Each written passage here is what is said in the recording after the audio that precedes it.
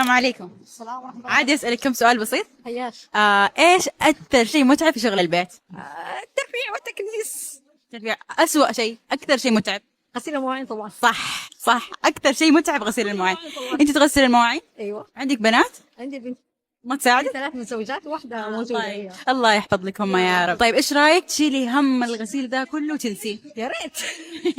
بهذه المناسبة إن شاء الله بنعطيكي غسالة صحون. انا لسه قبل كم يوم اتكلم فيها انا ويا بنتي. سبحان الله ربي رزقك هي. لها مكان في المطبخ. سبحان الله انت ربنا رزقك هي. حبيبتي. والله احنا قبل كم يوم قاعدين نرسم لها مكان في المطبخ، اقول لها هاتوا لنا غسالة فين نحطها، هنا ولا هنا ولا هنا. سبحان الله هي الغسالة ايش رايك فيها؟ ان شاء الله تيجي في المكان المناسب. في واحد كذا يرمي كلام ايوه سبحان الله. باب السما مفتوح. ايوه سبحان الله. يعني من جد الواحد لازم يكون على كلامه.